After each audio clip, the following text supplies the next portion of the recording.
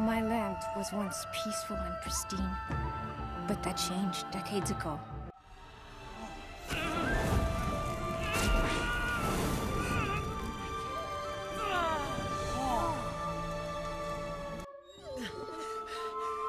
saved my life. Thank you. My name is Lloyd. So, yeah, that's my dad. Garmadon, Lord of Destruction, King of Shadows. I wouldn't normally confide this stuff to someone I just met. It is inevitable. It is the nature of all things. Life itself. But still, it remains water.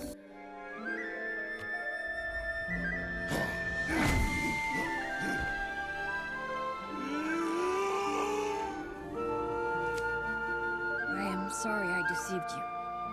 I'm sorry, too. You told me everything.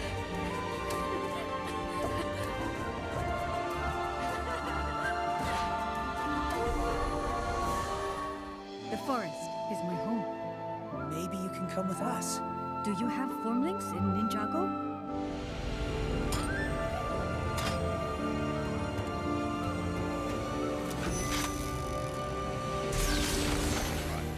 Because I'm coming over to your side. Welcome to the Resistance.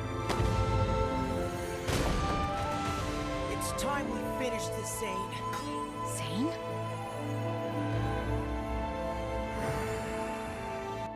Well, I guess this is...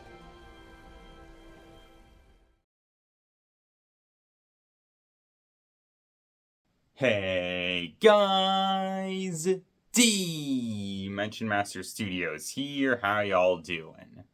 So, we're finally here. The day that I have been waiting for so long, the 5-year anniversary of the Ice Chapter. Which, in case you guys didn't know, is my favorite Ninjago season of all time. I love this season so much, and I feel like I've made it pretty clear over the course of my videos, and I've made some videos talking about why I like the season. But today, I want to do a full breakdown of the Ice Chapter, so I can fully explain why I love this season and explain everything I like about it. And when I say everything, I do mean everything. So, with all that out of the way, let's get into this whole thing.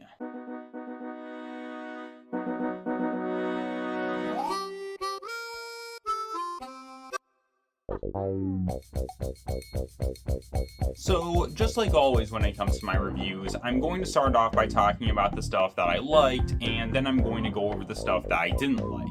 And starting off with the stuff that I liked, I want to talk about the ninja.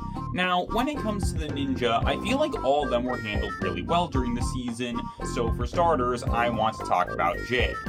Now, when it comes to Jay, he didn't get as much during the season since he didn't get a story during the season, but I still feel like he was handled well because I feel like his characterization was good during the season.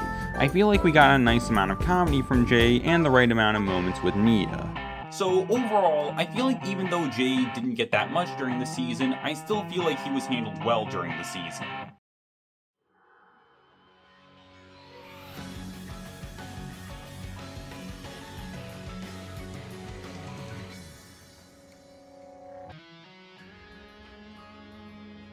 Moving on from this, let's talk about Kai. Now, during the Ice Chapter, we get a chance to see the continuation of Kai's powerless arc, something that was started during the Fire Chapter. During the Fire Chapter, we saw Kai lose his powers, and as a result of this, Kai felt useless in comparison to the rest of the team because Kai felt like he couldn't do as much in order to help out the rest of the team and help people. However, thanks to Jake, Kai was able to come to the realization that he didn't need his powers in order to be a hero, and he could be a hero on his own.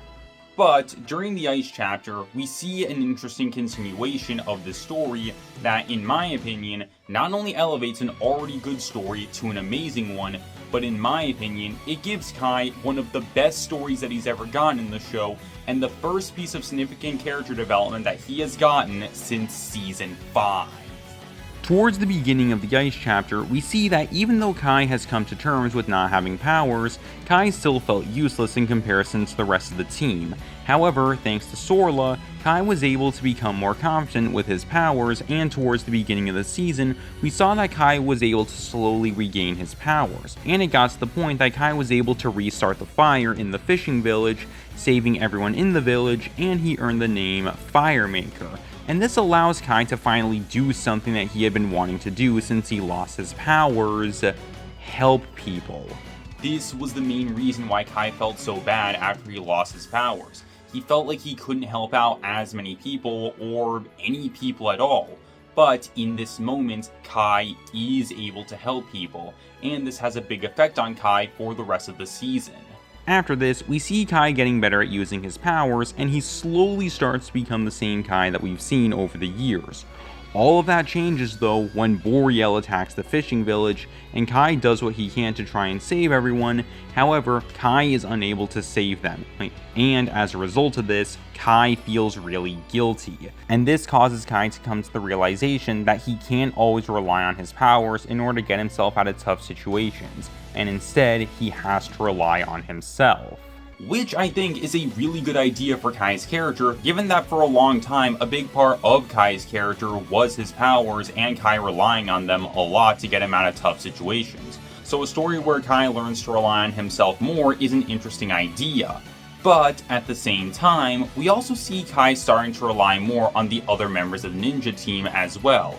And this is where we see the beginning of Kai starting to rely on the other members more, as well as himself, which is something that later seasons would expand upon. I also like that after the ninjas show up in the fishing village, Kai has the idea to fix up the land bounty to attack the Ice Emperor, which would cause a distraction, which is what Lloyd wanted, and this shows that Kai can be an effective leader of the team. But then we get to the end of the Ice chapter, where we get the full culmination of Kai's story, not just for the Ice chapter, but for Season 11 as a whole. During the final episode, Boreal attacks the ninja, and after seeing this, and so many other people who he cared about being hurt, such as the people of Ninjago, Sensei Wu, the fishing village, and now the ninja, Kai has had enough. He is able to fully tap back into his powers, which allows him to completely melt Boreal, thus allowing him to help out the ninja and protect the people who he cares about, which was the entire reason why Kai felt useless in comparison to the rest of the team. He felt like he couldn't help out as many people, but now he was able to help out people in a big way, thus concluding his story. And overall, I feel like this is a good conclusion for Kai during the Ice chapter and Season 11 as a whole. And something that I like is that when it comes to Kai, we see the effect that the story had on Kai during Season 12. During this season, Kai once again loses his powers, but he has a much more positive outlook on things, and we get multiple moments showing us Kai relying on his skills and himself to do things instead of relying on his powers. And we even see Kai willing to sacrifice himself multiple times during the season in order to protect his friends while they're stuck in the game, showing us what Kai is willing to do to protect the people who he cares about. And the reason why he is like this is all because of the story that he went through during the Ice chapter. And so when it comes to Kai, I feel like he was handled really well during the season.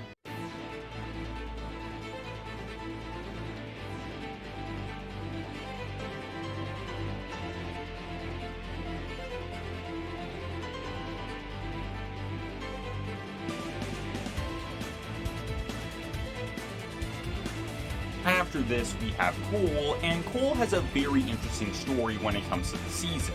So, at the beginning of the season, when the ninja arrive in the Neverrealm, Cole loses the Traveler's Tea, which the ninja needed to go back home, and when it comes to Cole, he feels really guilty over losing the Traveler's Tea. We even see during the season, Cole has nightmares about what might happen if the ninja find out about this. However, when Cole learns about the Traveler's Tree, Cole goes to try and find it in order to get more tea, and in the process, he ends up encountering Crag the Yeti. And initially, Cole thinks that Crag is a bad guy who is trying to hurt him. However, Cole learns that Crag is actually the last Yeti in the Neverrealm, with the rest of the Yetis all dying as a result of the Blizzard Samurai. And Cole realizes that Crag was trying to help him the entire time. And after realizing this, Cole decides to help Crag, and the two of them end up becoming friends, and Crag ends up leading Cole to the Traveler's Tree. However, it is later revealed that the materials that Cole got from the Traveler's Tree are not strong enough to get the ninja home. However, that's when Cole remembers something. Cole remembers the berry that Crag gave him when the two of them first met. And thanks to that berry, the ninja are able to go home, and the reason why Cole got that berry was because of his friendship with Crag. And when it comes to the story that Cole gets, I feel like it is handled really well, but there is something that I want to talk about. When it comes to the story for Cole, although I feel like it doesn't progress Cole's character, I feel like the story does a really great job at demonstrating Cole's character and what he's all about.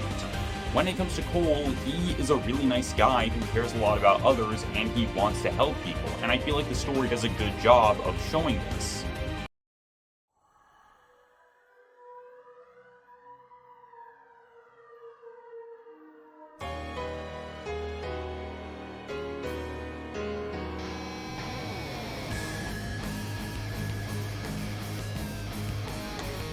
After this, we have Zane, and Zane's role in the season is very different compared to the rest of the team.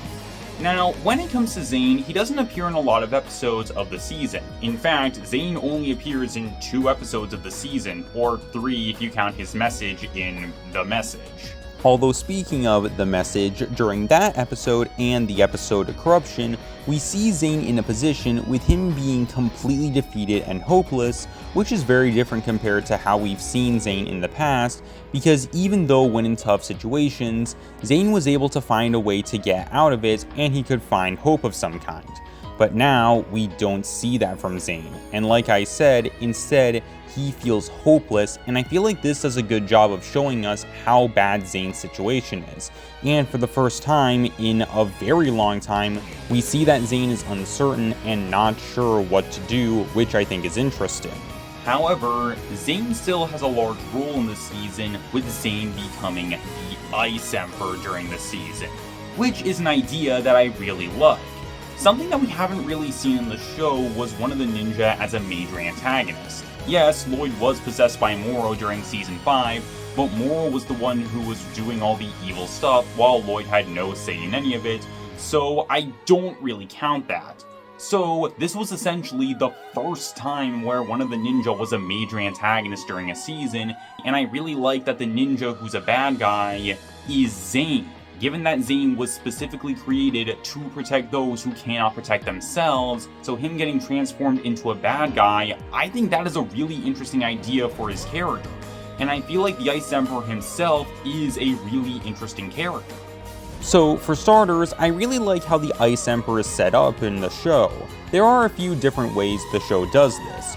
So for starters, during the Fire chapter, Zane was having visions of the future, and during those visions, he saw the Ice Emperor, foreshadowing his eventual transformation, but that's not it.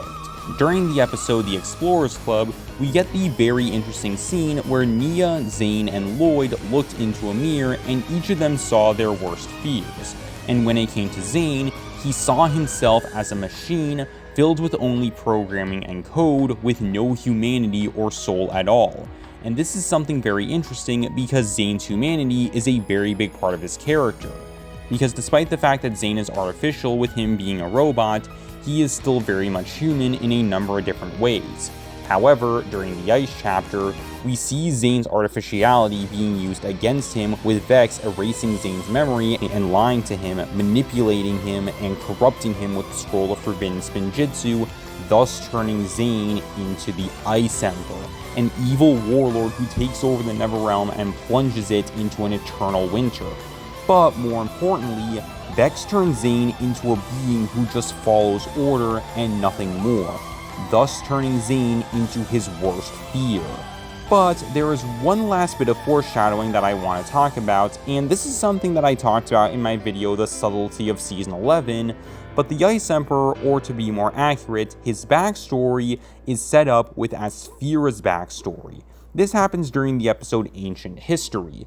During this episode, we learn that Asphira was initially a good person before she met an evil boy who corrupted her with the Scroll of Forbidden Spinjitzu, thus turning her into a bad guy. But it is ultimately revealed that this is not actually her real backstory. But this is the backstory for the Ice Ember.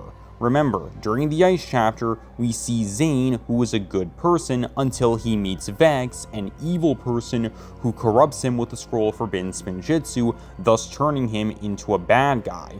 And I think that this is a really interesting way of setting up the Ice Emperor. But now, let's talk about the Ice Emperor during the season. And I really like what they do with the Ice Emperor during the season. For starters, I like that we don't see the Ice Emperor that much during the season, because it makes the moments when we do see him all the more effective. Given that the Ice Emperor is constantly built up as a dangerous threat, I actually like the lack of screen time that the Ice Emperor gets, because it makes him feel more like a mysterious and dangerous presence. I also feel like the Ice Emperor works really well as a sympathetic antagonist, given that when it comes to the Ice Emperor, he was forced to be a bad guy by Vex, and Zane was forced to do things that he would never normally do, and he had no say in what he was doing. And he was forced to do a lot of really bad things against his will, and all Zane could do was watch as it happens, which is really tragic because Zane basically became a pawn for Vex to control, and Zane couldn't do anything about it, which I feel is pretty tragic. But there's one last thing about the Ice Emperor that I really like, and it's how he's tied into Lloyd's story for the season. So, Lloyd's story during the season revolves around him learning how to overcome his trust issues and him learning how to see the good in the world again.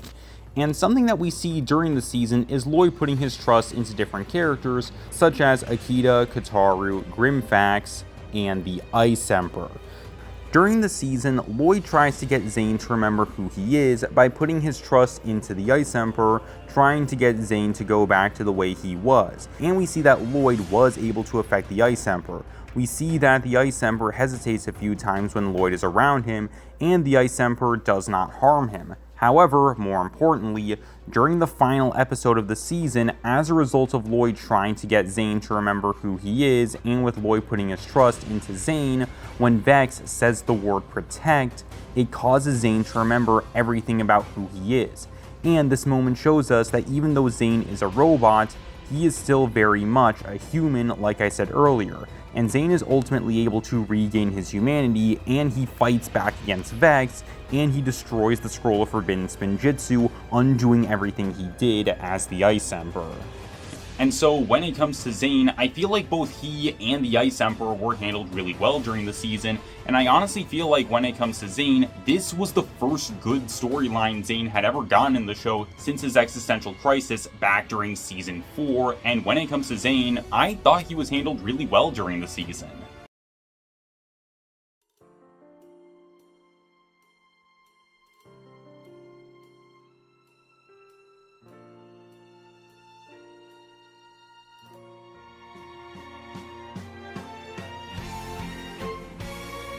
Moving on, let's talk about Nia next, and once again, I really liked Nia during the season. So, like I said earlier, during the episode The Explorers Club, we get a scene where Lloyd, Nia, and Zane looked into a mirror, and each of them saw their worst fears.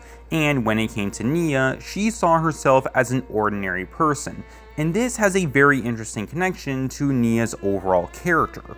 When it comes to Nia, her identity is a major part of her character, and Nia's story during seasons 5, 6, and 7 revolved around Nia finding herself and embracing her identity as the Ninja of Water. So if Nia didn't have that identity, then she wouldn't know who she is. Which is exactly what we see during the Ice chapter during the first few episodes of the season. We learn that Nia isn't able to access her powers because all of the water in the Neverrealm has turned into snow and ice. And as a result of this, Nia becomes her worst fear and she loses her identity in the process. That is, however, until Sorla brings up an interesting point, that water and ice are the same thing, so Nia would be able to control it. And this leads into Nia's story for the season, which revolves around her learning how to control snow and ice, which I think is a really great idea, and I have a lot to say about this story. For starters, I think that this idea is really interesting, an elemental master learning how to use another elemental power, and it makes sense that Nia would be able to control ice because, like Sorla said, water and ice are the same element, just in different forms, so Nia being able to control ice would make sense. Additionally, I feel like the story ends up fixing a big plot hole from Season 1. So for those of you that don't know, back during the Season 1 episode The Green Ninja, we saw Jay using wind powers, and it was never explained why he could do this. But this story ends up fixing that problem because it shows us that elemental masters can use other elemental powers if they share some similarities. Since water and ice are the same thing but in different forms, it makes sense that Nia could control both of them. And since lightning and wind are both connected to storms, it makes sense that Jay would be able to control both elements. So again, I feel like the story does a good job at fixing this plot hole, but that's not it. Another thing that I like about this story is that even though Nia is learning how to control snow and ice, the show also makes it clear that she isn't replacing Zane. We see throughout the season that even though Nia can control snow and ice, she is nowhere near as strong or skilled as Zane is. And also, it is hard for Nia to control ice, which makes sense because the two of them are masters of different elements, so Nia wouldn't be as strong as Zane is. And I really like that the season does this because it shows that Nia and Zane both bring different skills and abilities to the ninja team, and that Nia isn't replacing Zane, which is something that I like. Another major thing about the story that I really like is something that a lot of people either don't talk about or recognize, and it's that Nia's and Kai's stories for this season are meant to be parallels of each other. During the events of Season 11, both Kai and Nia end up losing their powers. However, the two of them both have different reactions to this. While Kai feels useless in comparison to the rest of the team, and Kai feels like he can't help out as many people in comparison to everyone else.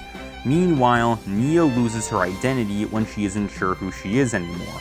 But that's not all, because the two of them also do different things after they lose their powers. While Kai realizes that he can still be a hero even without his powers, and eventually comes to terms with it, Nia instead learns something completely different about her powers, showing us that when it comes to Kai and Nia, even if the two of them are placed in the same situation, they won't have the same reaction, because the two of them are different people, which is an idea that I really like. In fact, it's Nia seeing Kai's powers developing, which causes her to feel bad about her situation with her powers, which ultimately leads to her Ice Chapter story in the first place. But finally, there is one last thing that I want to talk about before I move on, and it is something that I really like about this story for Nia. During the season, we see that when Nia is trying to control snow and ice, she struggles at it, and she has a hard time doing it. However, she keeps at it and she keeps on trying, showing that this is something that Nia really wants to do and that she's not going to give up, and she's going to keep on giving it everything that she's got. And this entire story ends up culminating during the final episode of the season, where during the fight against Boreal, Nia is able to take everything that she's learned over the course of the season, and she's able to embrace her identity of the Master of Water again, allowing her to control some icicles, which she ends up using to crush Boreal. And when it comes to the storyline for Nia, I feel like it is a very interesting one for her character that tackles Nia's identity in a good way, and in my opinion, this is one of, if not the best stories that Nia has ever gotten during the show.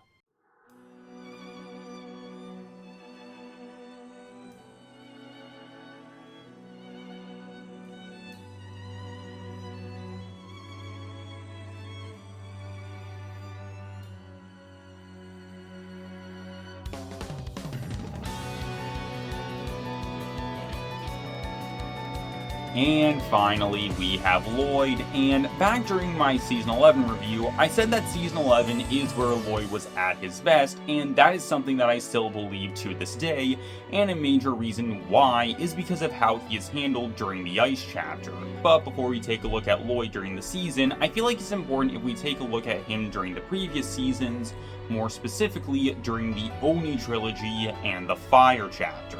So, during the events of the Oni trilogy, we saw Lloyd going through a lot of pain and trauma, mainly as a result of Harumi and Garmadon doing a lot of really bad stuff to him, and Lloyd's entire world was shattered right in front of him, with Lloyd essentially being left as a shell of his former self. And during Season 9, we saw Lloyd trying to work through the trauma that he went through, and at the end of Season 10, Lloyd was presented with a very interesting offer. Lloyd was given the opportunity to go to the departed realm with the first Ninjitsu master and leave all of his trauma and worries behind. However, Lloyd chose not to do that, and instead he stayed in Ninjago with his friends, and during the events of the Ice chapter, we see Lloyd facing his trauma head on. Now, we see a bit of this during the Fire chapter, where Lloyd acts like everything is fine and that he's not dealing with anything. But after watching the Ice chapter, it's pretty clear that the way Lloyd was acting during the season was all an act, and he was pretending to be fine when in actuality, he wasn't. This becomes clear shortly after Lloyd meets Akita and the two of them start to travel together. And during the episode The Message, Lloyd talks about Garmadon and the stuff he did during the events of the Oni trilogy. And Lloyd admits that It's kinda nice to be able to get this off my chest, actually. showing us when it comes to Lloyd, he's been bottling up his emotions and he doesn't want to talk about things. But when he does, he admits that it feels good to do so, showing that Lloyd hasn't been handling things well following the Oni trilogy. But by actually talking about this stuff and opening up about it, we see that Lloyd feels better about it. We also see this continue during the episode Secret of the Wolf, where during this episode, Lloyd talks about Harumi. And Lloyd says something that I feel is very important. He says, There was this girl named Harumi, and I really thought she liked me. But I found out she was just pretending. She only wanted to bring my father back from the departed realm to destroy us. and this is a very big deal. This is something that I brought up during my video talking about Lloyd and Harumi's relationship, but following Harumi's betrayal, I feel like Lloyd stopped loving Harumi, and instead, Lloyd gained an obsession with Harumi. More specifically though, Lloyd gained an obsession with the fake version of Harumi who pretended to like him, and Lloyd was convinced that Harumi was actually a good person and she had feelings for him, so seeing Lloyd saying that Harumi was pretending to like him and that she was just using him, I feel is a big deal because it shows us that Lloyd has finally accepted the fact that Harumi was a terrible person who never cared about him, which was a very big deal because it means that Lloyd is finally starting to get over Harumi, which is something that I'm going to talk about more later on during the video. Now, earlier in the video, something that I brought up was Lloyd, Nia, and Zane seeing their worst fears in the mirror. And when it comes to Lloyd, the thing that he saw was him becoming like Garmadon and becoming a villain. But something that is interesting is that unlike Nia and Zane, who did become their worst fears, Lloyd didn't, and he was able to prevent himself from becoming a bad guy. This is something that we also saw during the episode Secret of the Wolf, where during this episode, Lloyd saw Akita in her human form for the first time, and Lloyd automatically assumed that Akita was going to hurt him all because Harumi did the exact same thing.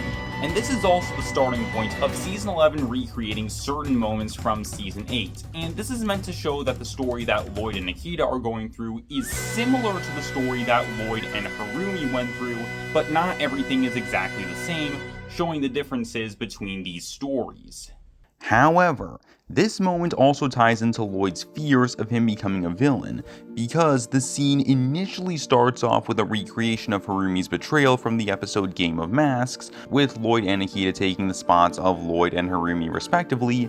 However, in Secret of the Wolf, the roles end up being reversed. In the original scene, Harumi was the bad guy since she was trying to steal the Mask of Hatred, and she was trying to hurt Lloyd while Lloyd was trying to protect himself. But in this scene, Lloyd is the bad guy, with him jumping to conclusions and assuming that Akita is going to hurt him, all because Harumi did the exact same thing. Meanwhile, Akita is the good guy because she is trying to explain herself, and the show makes it very clear that she does not want to hurt Lloyd. But that's not all, because initially in the scene recreation, Lloyd is on the right side of the shot while Akita is on the right side like in the original. But remember, in Secret of the Wolf, Lloyd is meant to be the bad guy, and later on things change and Lloyd ends up on the left side, showing that Lloyd is slowly starting to go down a path similar to Harumi, and he is slowly becoming a bad guy. However, after he and Akita calm down and they start talking, they come to an understanding and the two of them apologize to each other.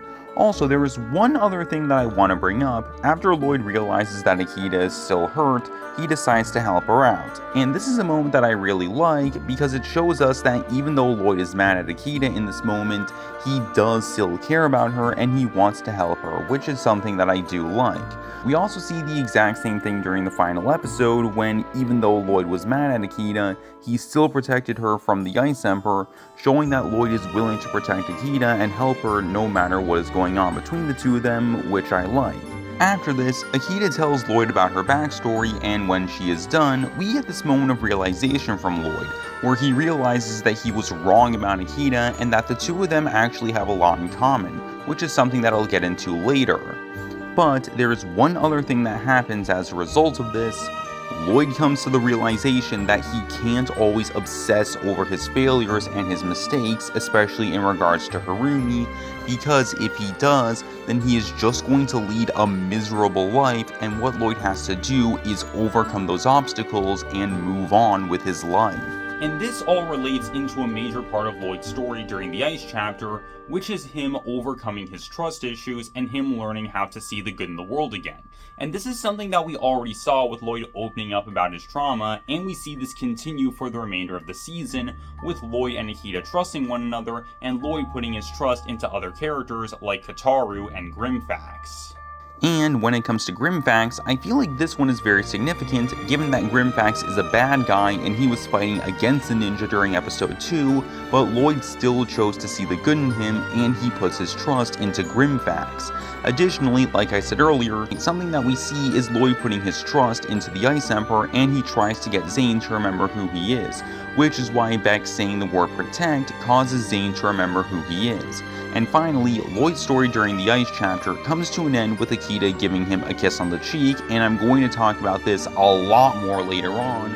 But when it comes to Lloyd, this moment is a very big deal because this moment relates back into what I said earlier about Lloyd obsessing over his failures. This moment is meant to represent Lloyd finally letting go of his obsession surrounding his failures with Harumi, with Lloyd taking comfort in his loved ones and the people who care about him, with Lloyd knowing that there are people out there who can and want to help him, and Akita is one of those people. And when it comes to the story for Lloyd, the entire thing is meant to act as a conclusion for the story that Lloyd went through during the events of the Oni trilogy, with Lloyd finally getting the chance to work through the trauma that he went through, finding a way to overcome it and work through it. But at the same time though, the Ice chapter also acts as the starting point of a brand new story for Lloyd, which is one that revolves around Lloyd finally getting over Harumi and moving on from her. We see that during the season with Lloyd overcoming his trust issues and him learning how to see the good in the world again, and for the next few seasons, we would see Lloyd taking the stuff that he learned during this season and applying it to a bunch of new situations, mainly with him putting his trust into new people, such as Okino, Racer 7, and Benthomar, and with him pushing multiple characters to be the best versions of themselves, like with Okino, Racer 7, and Twitchy Tim. And he learned all that stuff during the season thanks to his time with Akita, which I personally really like, and this is something else that I'm going to talk about later on during the video. And so when it comes to Lloyd during the Ice chapter, I thought he was absolutely fantastic, and I still feel like to this day, this is the best Lloyd story of all time, and one of the best stories in all of the show. Sort of. I'll explain what I mean later on, but overall, I really liked Lloyd during this season, and again, I thought he was absolutely fantastic during the Ice chapter. And so, when it comes to the ninja during the Ice chapter, I feel like they were all handled really well during the season. Whether it was through the great characterization, good storytelling, interesting new ideas for the characters, this season did an absolutely fantastic job at handling the ninja in a way that I feel most seasons haven't, by putting a larger focus on who the ninja are as people and the struggles that they go through and how they are affected by those things in ways that are very interesting for the team. And like I said, when it comes to the ninja, I thought they were all handled really, really well during the season.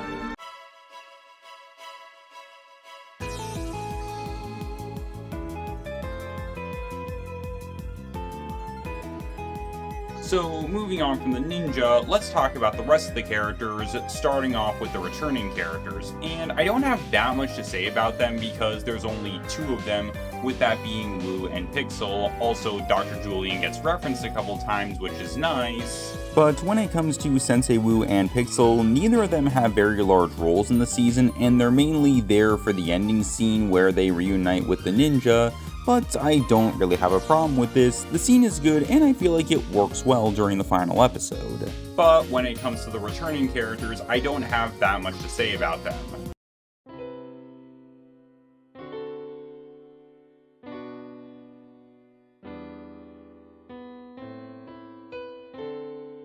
As for the new characters though, I do have a lot to say about them because I feel like when it comes to the Ice chapter, this season gave us one of the best cast of new characters when it comes to the show. So let's start off by talking about Sorla. Now, when it comes to Sorla, she is meant to be a mentor for the ninja during the season, with her helping out Kai and Nia in particular in a big way.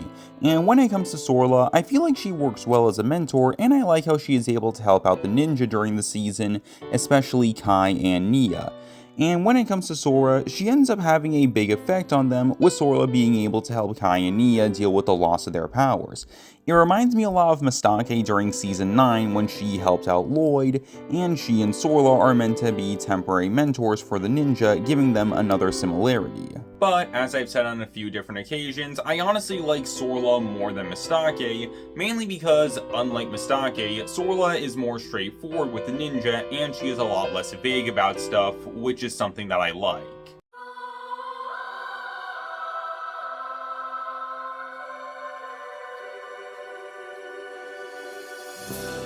After this we have Crag, and he's another character who I really liked during the season.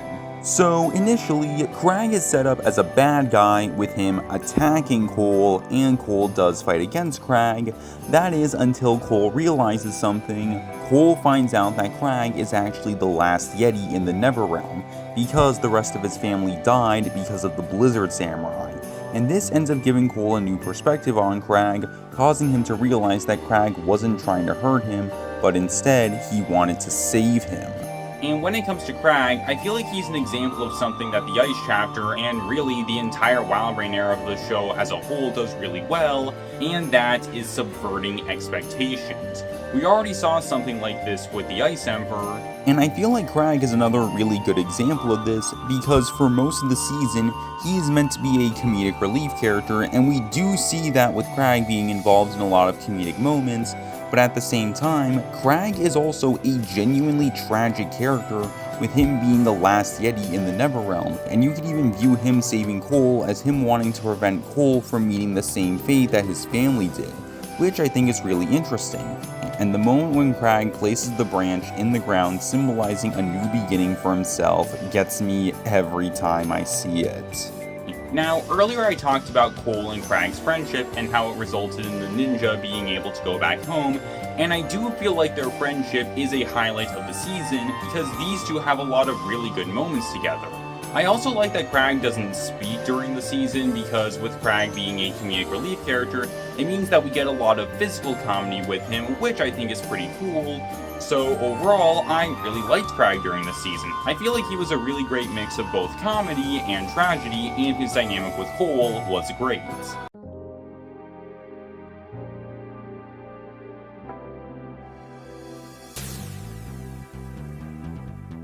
Moving on, let's talk about Kataru next, and he's another character who I liked. Now, like I said earlier, Kataru ties into Lloyd's story for the season, with Lloyd putting his trust into him towards the end of the season. Kataru also ties into the Ice chapter subverting expectations, with the season setting up the idea that Zane was captured by the Ice Emperor, only for it to be revealed that this was not the case, and instead, Kataru was actually the prisoner. However, a big reason why I like Kataru is because I feel like he is one of the very few times where the show is able to create a legitimately emotional scene involving a character who doesn't have a lot of screen time. This happens during the episode The Last of the Formlings towards the end of the episode when Kataru sacrifices himself, giving Akita the chance to live on. And a big reason why I feel like this scene is more emotional and sad in comparison to something like Eren getting separated from his parents or Harumi's biological and adoptive parents dying is because in those scenarios, we're only ever told about the connections between these characters and how close they are. But when it comes to Akita and Kataru, we actually see it. During the episode The Last of the Formlings, something that we see all throughout the episode is the relationship between Akita and Kataru, and we get a chance to see just how much they mean to each other as siblings. And this makes the scene where Kataru sacrifices himself all the more emotional, because we know how much these two mean to each other. So, when it comes to Kataru, I liked him during the season, and although we didn't see that much of it, the few moments we got of him and Akita together were really good in my opinion, and I feel like these two had a better sibling dynamic during the season than what we had seen from Kai and Mia for most of the show.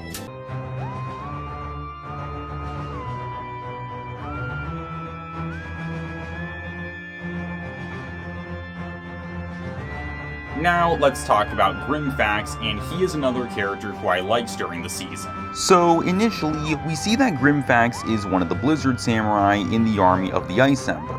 However, later on during the season, we learn that Grimfax was the original ruler of the Neverrealm. That is, until Zane and Grimfax showed up and took over, dethroning Grimfax in the process and turning him into a Blizzard Samurai. We then see Grimfax fighting alongside the rest of the Blizzard Samurai, that is until he finds out about Lloyd and him trying to help Zane. After he learns about this, Grimfax decides to help Lloyd and Kataru, and the three of them end up forming the Neverrealm Resistance. And like I said earlier, this is very big for Lloyd's story during the season, because like I said earlier, Grimfax is a bad guy, yet despite that, Lloyd still chose to see the good in him. But that's not it, because Grimfax also ties into stuff with Vex trying to manipulate him during the episode Corruption. But as we see, that does not work, which is something that I like.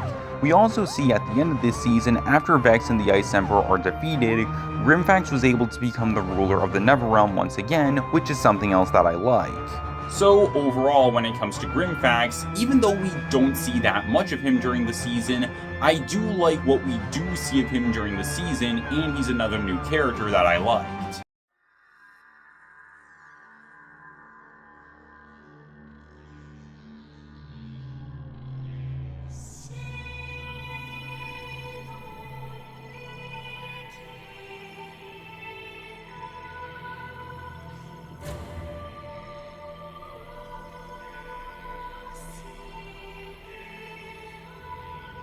So, now that I've talked about the new heroes of the season, let's talk about the new villains of the season. Now, I talked about the Ice Emperor earlier on during the video, but there's one other villain to talk about in the season, and that is the true main antagonist of the Ice chapter, General Vex. And when it comes to Vex, in my opinion, he is one of the best villains in all of Ninjago, and the first truly good Ninjago villain in years. Now, I feel like after Nauticon, the villains of Ninjago weren't that great overall. Yang was alright and an underrated villain, but I still feel like he wasn't the best. Neither Chronicles or Crux felt very compelling or interesting. As I've stated on multiple occasions, I feel like Harumi is the worst character in all of Ninjago. Iron Baron was alright, but I also feel like he wasn't that great. I feel like the Omega is the most boring and basic character in all of Ninjago. And finally there's Aspira, who I feel is another underrated villain, but I still felt like she wasn't the best overall. But then we have Vex, and he was fantastic during the season. And when it comes to Vex, I feel like he does a really great job at tying into the themes and messages of the season.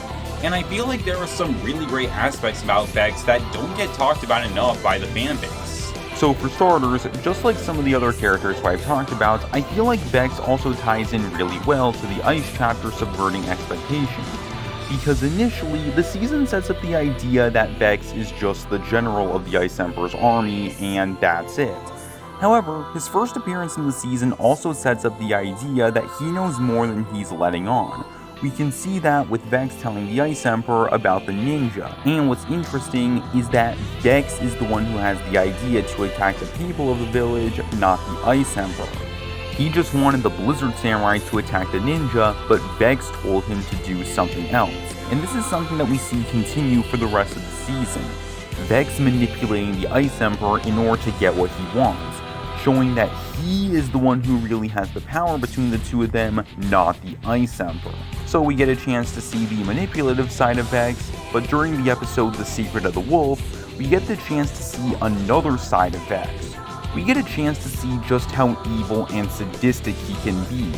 We see towards the beginning of the episode where, during it, Grimfax and his forces return to the Ice Emperor, and despite Grimfax succeeding in putting out the fire in the fishing village, Vex lies and says that Grimfax failed even though he didn't. And this causes the Ice Emperor to torture Grimfax, and we see that Vex loves this, and he enjoys seeing people suffer. Now that's already something pretty big, but there's something that we learn later on during the season that I feel makes this moment more messed up than it already is. During the episode Corruption, we learn that Vex was brought to Grimfax, and Grimfax tried to manipulate him, but it didn't work because Grimfax knew who Vex was and turned him away. So when it comes to Vex lying to the Ice Emperor about what happened with Grimfax, you could view this as Vex wanting Grimfax to suffer for what happened all those years ago, showing just how evil he is. Now, moving on from this, we have the episode The Last of the Formlings, and while this episode reveals Akita's backstory, this episode also delves into the backstory of Vex as well, revealing that he was also from the Formling tribe and that he was the reason why it was attacked in the first place. Not only that though, but this episode as well as the episode Corruption reveals that Vex has a very negative outlook on the world, with him always seeing the worst in the world even if it's not there. Now when it comes to the information that we learn about Vex in these episodes, there are two major things that I want to talk about. For starters, in the video I pointed out that Vex is meant to act as a foil for Lloyd, but the same can also be said about Akita. During the episode Last of the Formlings, we learn that Akita is worried about finding her animal form, and she is worried about what will happen if she can't find it. And the episode reveals the reason why she is so worried is because of Vex. Akita is worried that she will end up like Vex if she doesn't find her animal form, and she is worried that she will also become bitter and angry towards the world. However, Akita is able to find her animal form, allowing her to overcome her anxiety and preventing her from ending up like Vex. However, that is not all, because there's something else about this backstory that I want to talk about. So when it comes to Vex, we learn that he has a very negative outlook on the world, and that he went into self-exile because he believed that everyone hated him, when in actuality, they didn't. And during the episode Corruption, we see that things for Vex are not easy, and he is clearly struggling to live. And I feel like it would have been really easy for the show to turn Vex into some kind of sympathetic villain, but that doesn't happen. Instead, the show puts a larger emphasis on Vex's actions and the horrible stuff he does during the show, showing that Vex is someone who you are not supposed to feel sympathy for.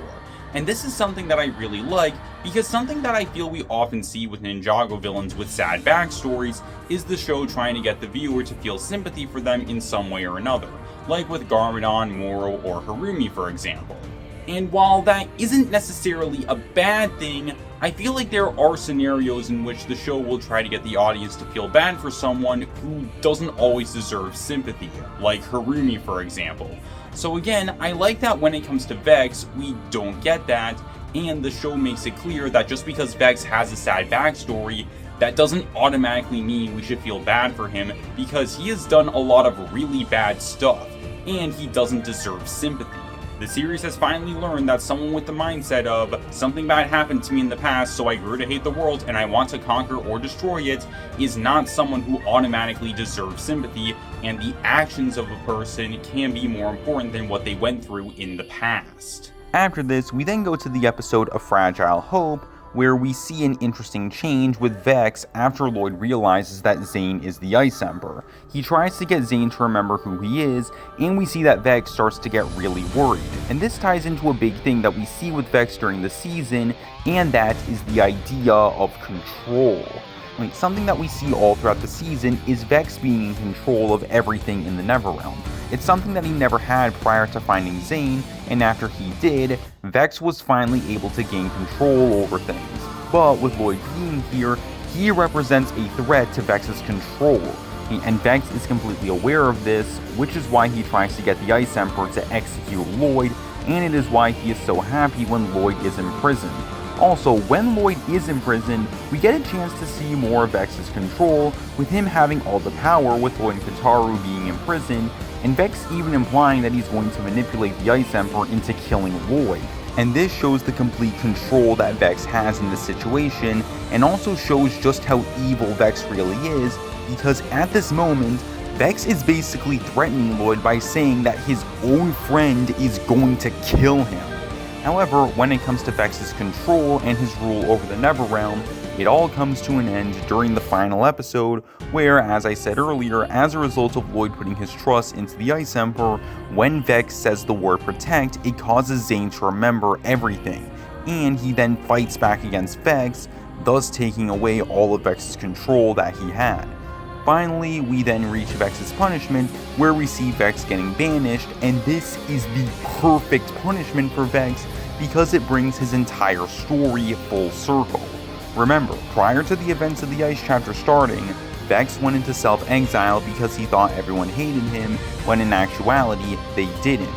But now we see Vex going into exile, not because he thinks everyone hates him, but because everyone does hate him. But what's even more interesting is that both times, Vex was responsible for himself going into self-exile. Remember, Vex had a really bad outlook on the world, with him being really angry, paranoid, and fearful towards the world, which is what eventually led to his self-exile. But after turning Zane into the Ice Emperor, Vex instilled that anger and fear into the world while still being extremely paranoid towards it. And it was him instilling that anger and fear that eventually led to his exile, bringing him right back to where he was before everything started, but now things for him are even worse. Now, while all the stuff that I talked about I feel makes Vex a very interesting villain and character, there are two other things about Vex that I want to talk about. For starters, as I said earlier, I feel like Vex ties in really well to the Ice chapter's overall themes and messages, and this is something that can be seen with Vex's paranoia, and him acting as a foil for Lloyd and Akita. When it comes to the Ice chapter and Season 11 as a whole, it has a large message of trust and how an abuse of trust can affect a person, with the overall message of the season being that there are people out there who can and will abuse your trust, and it's up to you to determine what you will do about it. You could be like Aspira and Vex, who let their trust issues destroy them, or you could be like Lloyd and Akita, who find a way to overcome their trust issues and learn how to see the good in the world again. And Vex's paranoia ties directly into this, with him constantly fearing the worst in the world, showing how little trust he has in it. And not only that, him being a foil for Lloyd and Akita also ties into this, with Vex representing what the two of them could end up like if they give into their own trust issues. However, that's not all, because there is one other thing that I want to talk about when it comes to Vex, and it's something that I've never really seen anyone talk about when it comes to Vex. Now, this is going to be a little complicated, so let me explain when it comes to Vex. Something that I think is really interesting about him is that when it comes to Vex, I feel like he is the Iron Baron character done correctly. Now, what I mean by this is that I feel like Vex and Iron Baron share a lot of similarities to each other, but certain ideas that I feel weren't handled that well with Iron Baron work a lot better with Vex. Now, the reason why I say Vex is the Iron Baron character done well and not the Iron Baron concept done well is because I feel like Beatrix is the concept done well, with her also having some similarities with Iron Baron, with her also having some things about her that are done better than Iron Baron. And the reason why I say Vex is the character done well is because those things are done better with Vex, but also because Vex feels more like an actual character than Iron Baron and even Beatrix at times. So, when it comes to the similarities between Iron Baron and Vex, the two of them are both dictators from alternate realms that take over their home realms by manipulating certain individuals. The two of them are both willing to do whatever they can to keep control over the realm. They both use lies to manipulate certain people. The two of them are both meant to be hate-sync villains during the show, and the two of them are both meant to act as foils for different members of the ninja team. But like I said, I feel like there are some things about Vex that are handled better in comparison to Iron Baron. For example, unlike Iron Baron, who gets a pretty vague backstory and motivation, Vex has a much more fleshed out backstory which gets explored in multiple episodes. Additionally, Vex has a proper motivation for doing what he's doing, with that being his paranoia, which is also explored more, whereas Iron Baron's backstory and motivations are kept pretty vague and aren't really explored that much during Season 9. Something else that I feel is handled better with Vex is him being a foil for a member of the ninja team. Iron Baron is meant to act as a foil to Wu during Season 9, but I feel like this isn't handled the best because I feel like its introduction is a bit too late into the season, and the foil feels very surface level and not very deep. Whereas with Vex being a foil to both Lloyd and Akita, I feel like it's handled much better because it is explored more during the season, and the characters potentially ending up like Vex is a major theme of the season, and the stuff with Lloyd and Akita ties directly into their stories. And finally, I feel like making Vex the root cause of all the major bad stuff that happens during the Ice chapter, and him having a direct impact on multiple major characters from the Neverrealm, such as Akita, Kataru, the Ice Emperor, and more, and the show putting a larger emphasis on this, makes him a much better hate-sync villain than Iron Baron ever was. And so overall, when it comes to Vex, I feel like he was one of the best parts of the season, and I feel like Vex is one of the best written villains that the show has ever given us. Now, there is one last new character that we got during the season, but I'm going to be saving her for later.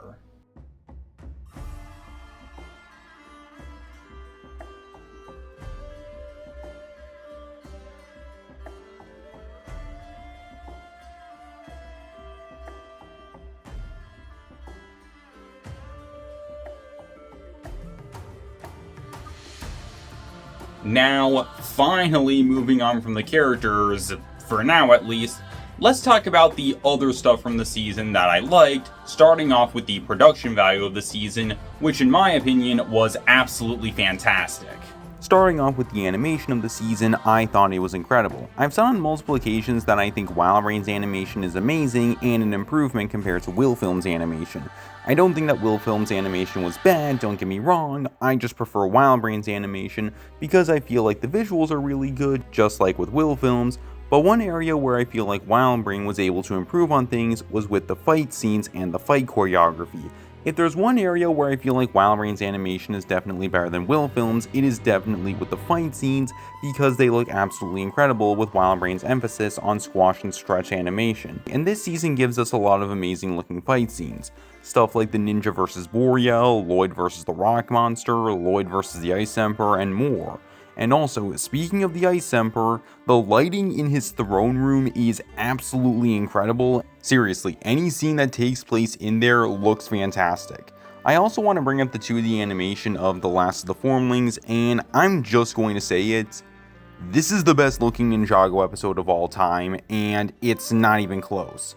Sure, stuff like the Oni trilogy, Crystallize, and Dragon's Rising all have amazing visuals, but in my opinion, none of them come close to looking as good as this episode. The 2D animation looks absolutely fantastic, and the design of everything is incredible. So yeah, on the animation side, this season was fantastic. After this, we have the voice acting, and once again, it was amazing. I feel like all the voice actors did an amazing job at voicing their characters, but there are a few voice actors in particular that I really want to talk about. For starters, there's Sam Vincent, the voice actor for Lloyd, and I think he did a really great job voicing Lloyd, especially when it came to the scenes revolving around Lloyd's trauma, and I feel like Sam does a good job in these moments. After this, we have Tabitha St. Germain. Yes, I mispronounced her name in some of my earlier videos, I am sorry. But as I've said in multiple videos, I feel like she did a really great job at voicing Akita during the season. Up next we have Brent Miller, who was absolutely incredible as the Ice Emperor, and I feel like he does a really great job at making the Ice Emperor sound intimidating during the season. Finally though, we have the late great Michael Kopsa, who did an amazing job voicing Vex, and I feel like Michael Kopsa was able to do a great job making Vex sound like a villainous manipulator during the season. So on the voice acting side of things, I feel like the season was great. And finally, there's the music, which was yet again amazing. I feel like out of all the aspects of the production value for the season, the music was definitely the best. The music in the season I feel was amazing, and it did a great job at setting the mood in different scenes and emphasizing what was going on.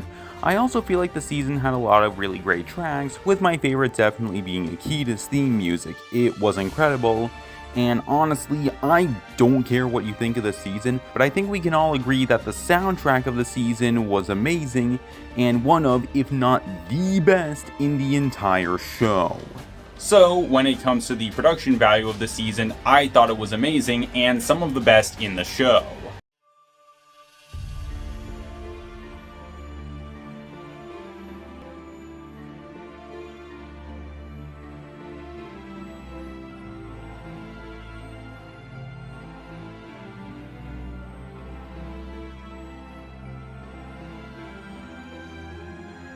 Moving on from this, another thing about the season that I really liked was the Neverrealm and the way that it was used during the season.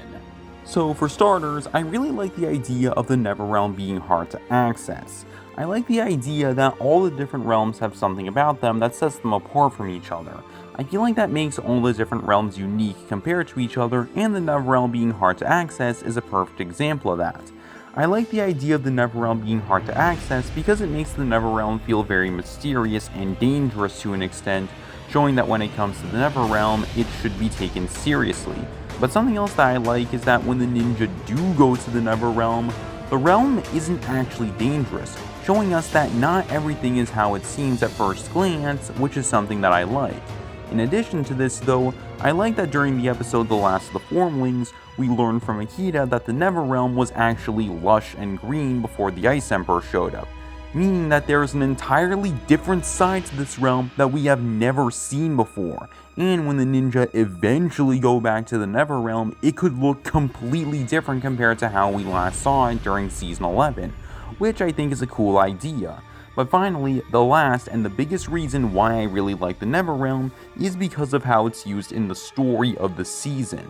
Something that I think is really interesting about the Neverrealm is that it's meant to reflect Lloyd's mindset over the events of the season. For a majority of the season, we see that the Neverrealm has this really dark, somber, and melancholic design and feel to it, which matches up perfectly with Lloyd and his negative outlook on the world that he has at the beginning of the season.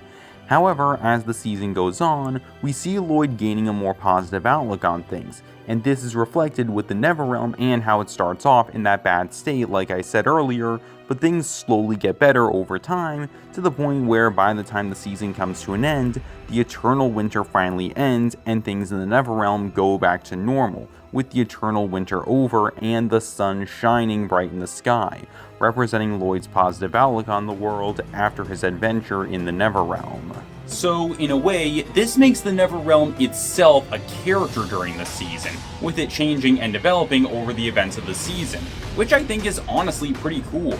So, when it comes to the Neverrealm, this was another thing about the season that I really liked.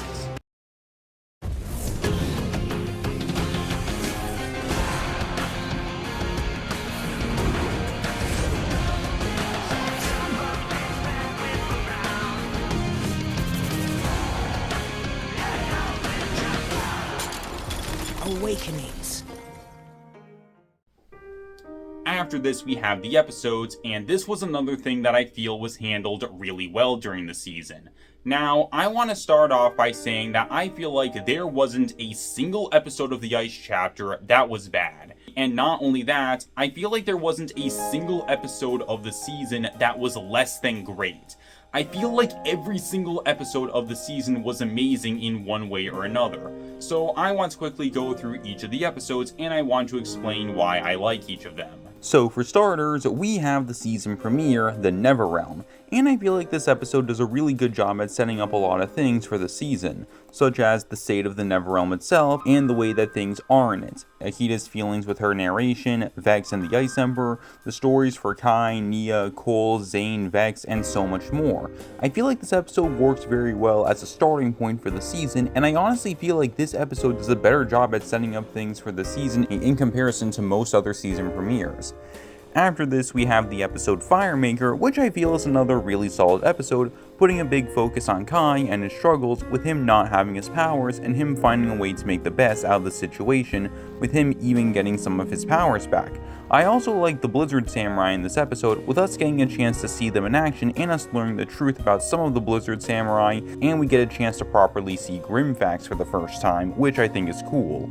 Then we have the episode An Unlikely Ally, which I think is one of the best episodes in the season. I feel like this episode does a good job at showing us the positions that Kai and Nia are in when it comes to their powers, and Kai slowly going back to the way he usually acts, while Nia confides in Sorla about her not being able to use her powers, and Sorla gives Nia the idea to use her powers to control snow and ice. However, the best part of this episode would have to be Lloyd and Akita, because these two are really great during the episode, and I feel like Akita's introduction is perfect, but I'll explain more when I talk about Akita. Next, we have the episode The Message, and this episode is the starting point of Lloyd opening up about his trauma, which ends up becoming a big part of his story for the season. We also get a really great moment with Zane's message like I talked about earlier, and some really good action scenes as well. After this, we have the episode The Traveler's Tree, which I feel gives some really great character work to Cole and Nia, with us seeing Nia learning how to control snow and ice and her struggling at it but continuing to do it, while Cole goes to try and find more Traveler's Tea and meets Crag in the process, setting up the very next episode, Crag's Lament, which I feel is another really great episode, with us showing us that Crag is more than just a mindless monster, as well as showing us Cole's kindness and how good of a person he is. This episode also shows us how the ninja will get back to Ninjago with Cole getting the berry, and like I said, I really enjoyed the ending with Crag placing the branch in the ground, symbolizing him leaving his home and starting anew. Then we have the episode Secret of the Wolf, which is another incredible episode. We get a really great moment at the beginning of the episode showing us how sadistic Vex is. We also get a really great fight scene with Lloyd fighting against the rock monster, but where the episode shines the brightest is with Lloyd and Akita. These two were amazing during this episode. I already talked about this earlier when I discussed Lloyd, and I'll talk about it more when I discuss Akita, but trust me, these two were amazing in the episode.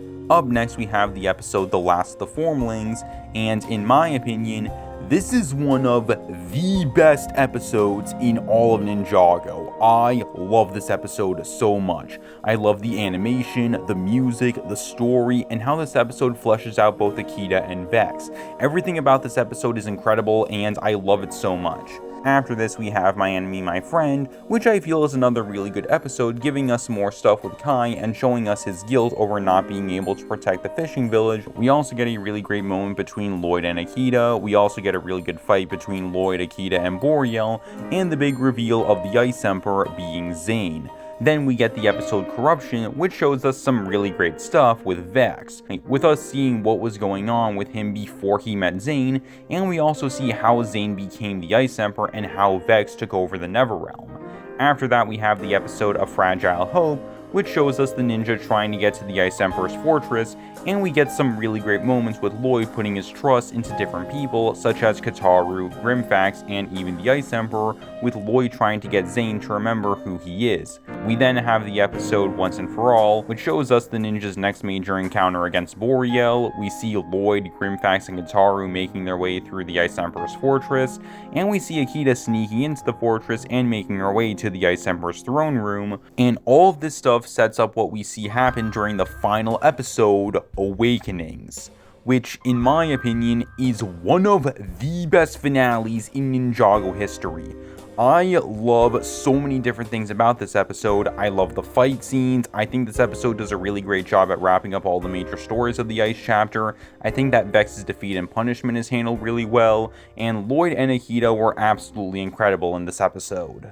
So overall, I feel like all the episodes of the Ice chapter were really good, and I enjoyed each and every one of them.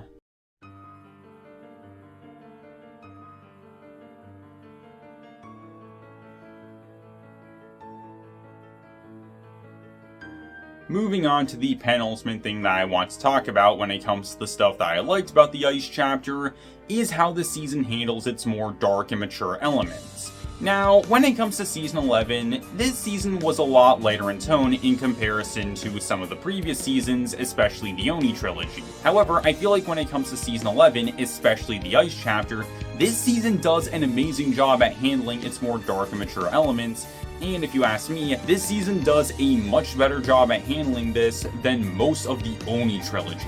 Now, something that I've said on multiple occasions is that I feel like the Oni trilogy didn't do the best job at handling its more dark and mature elements, because a lot of that stuff felt very surface level. And what I mean by this is that while the dark and mature elements of the trilogy were there, the show didn't do that much with most of it. With my go-to example of this always being the deaths of the Emperor and Empress. This happened at the end of episode 2 of season 8, and the show does absolutely nothing with it. The show moves on from it very quickly, it's only ever brought up twice in 2 small moments after it happens, and none of the characters are affected by it in any way. And this is my problem with the more dark and mature moments of the trilogy. Again, they're there, but the show barely does anything with them, except for the stuff with Lloyd and Garmadon, because I do feel like that was handled well, but by and large, I don't think the trilogy did a good job at handling this stuff. Meanwhile, when it comes to the Ice chapter, it does do a good job at handling this stuff, because the more dark and mature elements of the season are actually explored in the season, and the season properly delves into these things. Stuff like Kai's guilt over not protecting the fishing village, Vex's paranoia, multiple character deaths, both real and fake, Lloyd and Nikita's trauma, and more. All these things get explored during the season, and at points there are even entire episodes dedicated to these things during the season, and we actually see these moments affecting the characters, and we see how they change and grow as a result of it, which is something that I really like. So when it comes to the more dark and mature elements of the season, again, I feel like the season did a good job at handling them.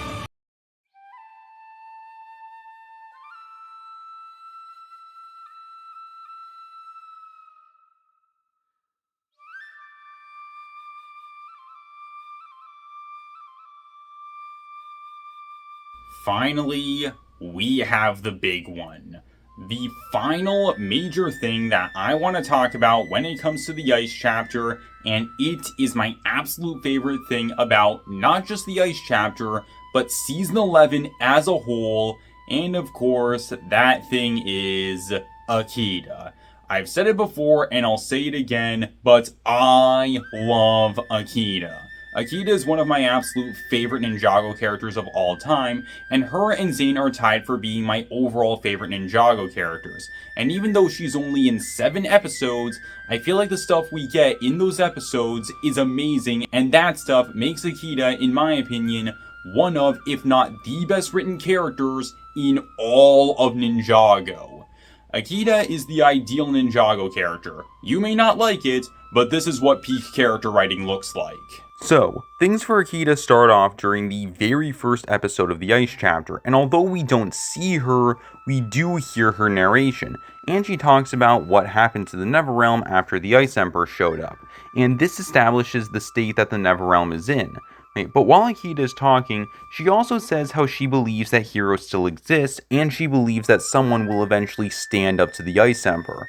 And something that is very interesting about this is that this ends up circling back around at the end of the season, with Akita narrating again, and at the end of the season, she also talks about believing in something, and in both situations, it has to do with Lloyd. While Akita's ending narration directly refers to Lloyd, the starting narration acts as foreshadowing for Lloyd and the rest of the ninja, and even Akita herself, fighting against the Ice Emperor and eventually defeating him.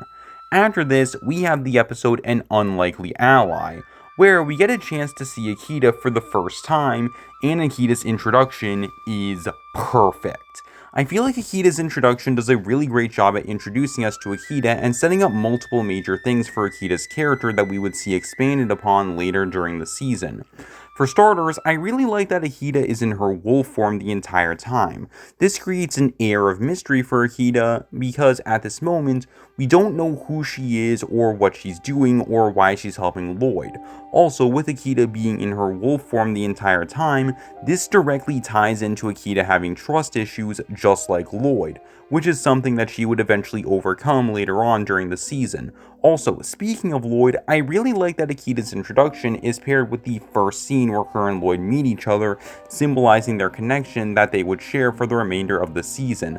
Finally, there is one last thing that I want to bring up about Akita during this episode, and it is that all throughout the episode, we see Akita helping Lloyd even though she has trust issues and she doesn't know whether or not she can trust Lloyd, but given the fact that she does help him so much, I feel like this relates to something interesting with Akita, and it's that even though she does have trust issues, she is not in the same position as Lloyd where he was unable to trust anyone.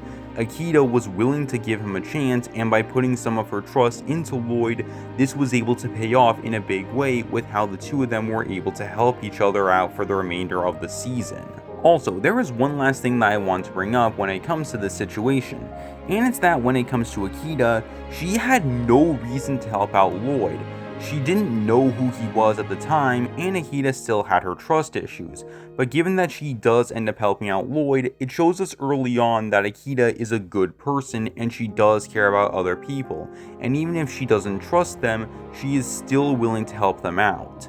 Moving on to the next episode, we have the episode The Message, and this episode introduces a major aspect of the dynamic and relationship between Lloyd and Akita, which is the two of them opening up about their trauma and talking about what happened to them while the other person listens and is there for them. I already talked about this earlier when I talked about Lloyd, but I feel like it bears repeating considering how significant it is to both their stories during the season. As I said earlier, we see when it comes to Lloyd with him talking about what happened during the Oni trilogy, he admits that it feels good to get this stuff off his chest, showing us the positive effect that Akita had on Lloyd during the season. After this, we have the episode Secret of the Wolf, and this episode and the next one is where some major aspects of Akita's character come into play. So for most of the episode, we still see Akita in her wolf form, and we also continue to see Lloyd talking about what he went through during the Oni trilogy. But we also see Lloyd fighting against a rock monster, but Akita gets injured in the process, and Lloyd does his best to help her out, but when Lloyd wakes up, that is when he, and by extension us the audience, learn that Akita is actually a girl, and we see some interesting things happen. For starters, like I said earlier, we see a recreation of Lloyd and Harumi's argument from the episode Game of Masks, with Lloyd and Akita this time around. However, in Secret of the Wolf, the roles end up being reversed like I said earlier. In the original scene, Harumi was the bad guy since she was trying to steal the Mask of Hatred, and she was trying to hurt Lloyd while Lloyd was trying to protect himself. But in this scene, Lloyd is the bad guy, with him jumping to conclusions and assuming that Akita is going to hurt him, all because Harumi did the same thing. Meanwhile, Akita is the good guy because she is trying to explain herself, and the show makes it very clear that she does not want to hurt Lloyd. But that's not all, because initially in the scene recreation, Lloyd is on the right side of the shot while Akita is on the left like in the original scene. But remember, in Secret of the Wolf, Lloyd is meant to be the bad guy, and later on, things change, and Lloyd ends up on the left side, showing us that Lloyd is slowly starting to go down a path similar to Harumi, and he is slowly becoming a bad guy. However, after he and Akita calm down and they start talking, they come to an understanding, and the two of them apologize to each other. Now, I already talked about this stuff earlier when I talked about Lloyd, but now I want to talk about Akita because the stuff that we get with her during the argument is interesting. For starters, something interesting that we see with Akita is that all throughout the argument, it is made very clear that Akita did not want this to happen, and she did not want to hurt Lloyd, with Akita apologizing to Lloyd multiple times. And you can see, based on the way that Akita talks, especially when she says the line, I meant no harm. You can tell that she is being serious and she does feel bad about what happened. And she continuously tries to apologize, but Lloyd keeps on getting mad because of his trust issues, and Lloyd's the reason why the argument keeps on going because of the deep-rooted trust issues that he has, while Akita is trying to stop the argument while also trying to explain her side of the story. And I feel like this shows us a couple of different things. For starters, this shows us how affected Lloyd is by his trust issues and how negative his view on things are, despite Akita trying to apologize and explain things to him. I also think this does a good job at showing us that, like I said earlier, Akita's trust issues aren't as large as Lloyd's, because she does feel bad about what happened and she tries to explain everything that's going on to Lloyd, but she can't get through to him because of the trust issues that he has, and Akita only starts to get mad at Lloyd when he doesn't listen to what she has to say, and even after he insults her. So Akita getting mad at him makes sense. However, we also see towards the end of the argument that Akita still feels bad about what happened, showing that even though she's mad at Lloyd, she still cares about him, and this also shows us that when it comes to the argument, Akita never wanted it to happen, because hurting Lloyd is the last thing she wanted to do. And this is something that the episode makes very clear, with Akita apologizing to him before and after the argument. And we also see the effect that this has on Lloyd, with him also apologizing to Akita after everything happened. But I feel like there's one last thing that I want to bring up when it comes to Akita during this episode, and is that I feel like this episode does a really great job at showing us an interesting detail about Akita that I feel a lot of people don't realize. And it's that when it comes to Akita, she is the anti-Harumi. There are certain things that happen with both Akita and Harumi, which shows us that these two are meant to be polar opposites of each other when it comes to the show. For example, Harumi is a narcissistic hypocrite who doesn't care about anyone but herself, while Akita is a genuinely good person who does care about others. This also extends to Lloyd, with Harumi doing whatever she can to hurt him and make him suffer and feel pain, while Akita does actually care about Lloyd and she does want to help him out. We also see this happen with their stories and the two of them being motivated by revenge as a result of them losing people who they were close to. Although when it comes to Harumi, she was ultimately consumed by revenge and this is what led to her death, while Akita found a way to work through the revenge and she found a way to let go of the desire to get revenge, which is something that we see in the final episode, and this is something that I will talk about when we get to the final episode. The differences between Akita and Harumi can even be seen with their inverted colors, with Harumi having white hair while wearing mostly black, while Akita has black hair while mostly wearing white, which I think is pretty interesting. Also, speaking of Akita and Harumi, I absolutely love the line, How? By boring him to death with stories about Harumi? "I'm sorry, but Akita, my favorite Ninjago character, casually roasting Harumi, my least favorite Ninjago character, will never not be funny to me." We then get to the episode Last of the Formlings, and I love what this episode does for Akita's character. So in this episode, we learn about Akita's backstory and what happened to her before she met Lloyd. And the stuff that we do see, I feel, expands on her character so much and it gives her so much depth. So during the episode, we learn about the choosing ceremony, an event where young formlings find their animal forms, and we see that Kataru is excited for this, while Akita is really concerned about it, worrying that she may not be able to find her animal form. And later on during the episode, we find out why she was so worried. We learned that Vex was also from the Formling tribe, but he was unable to find his animal form, causing him to become really bitter and angry towards the world, which eventually led to him going into self-exile because he believed everyone hated him. And Akita is worried that the exact same thing will happen to her if she can't find her animal form. And we see during the episode just how much anxiety and stress she is going through as a result.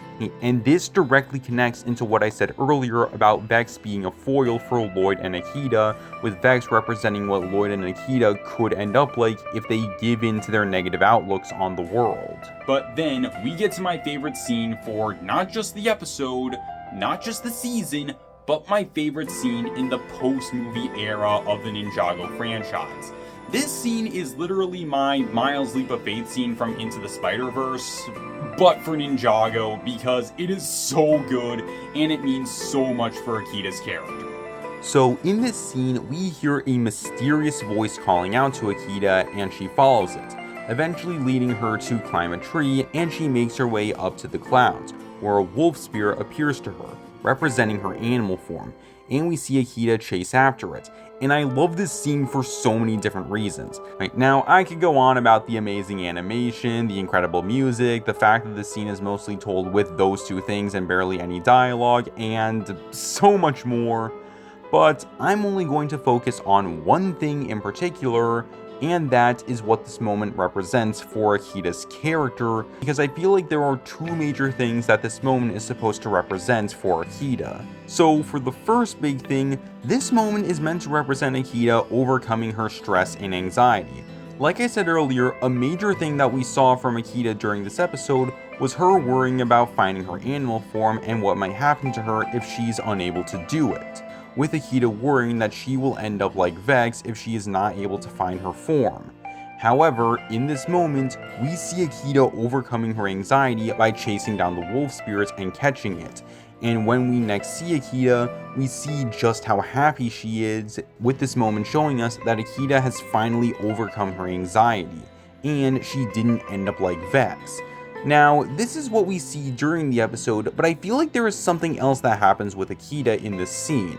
Remember, Akita was really worried that if she didn't find her animal form, then she would end up like Vex, and Akita was essentially worrying about what she could become. But after Akita gets her animal form, we see how happy she is and how much she enjoys it. And so I feel like with Akita finding her animal form, it's meant to represent her becoming the person who she wants to be. Think about it. Akita was fearing that she could potentially end up becoming like Vex, which is something that she did not want to happen because it represented a future where she was bitter and angry at the world.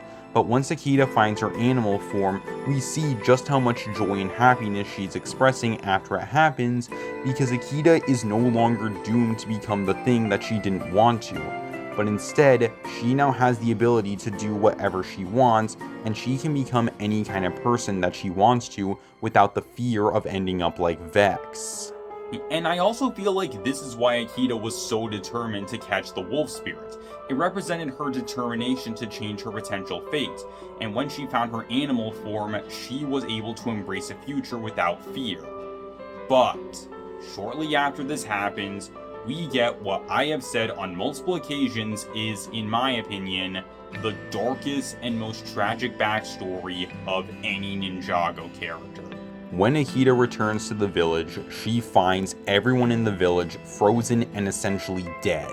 Everyone who Akita ever knew and cared about was taken away from her, and she couldn't do anything about it.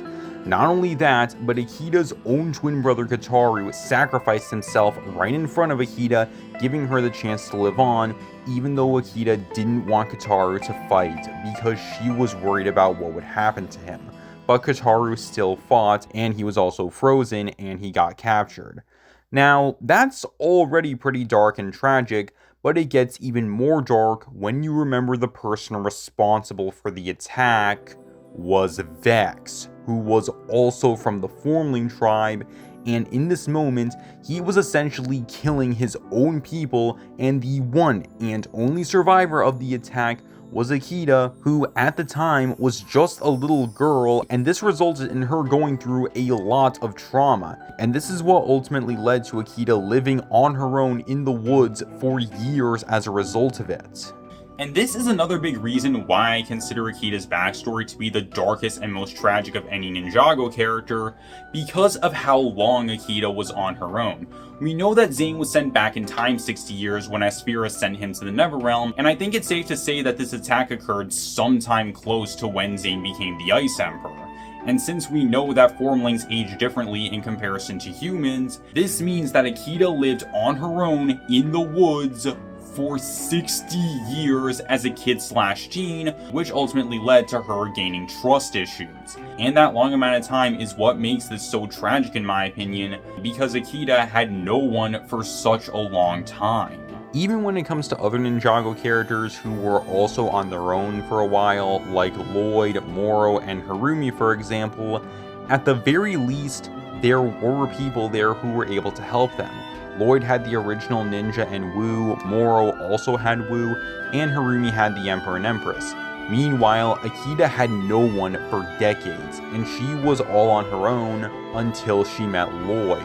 And speaking of Lloyd, after Akita is done telling Lloyd her story, we see this look of guilt and realization on Lloyd's face, with him realizing that he was wrong not to trust Akita, and that the two of them are actually a lot more similar to each other than they first thought.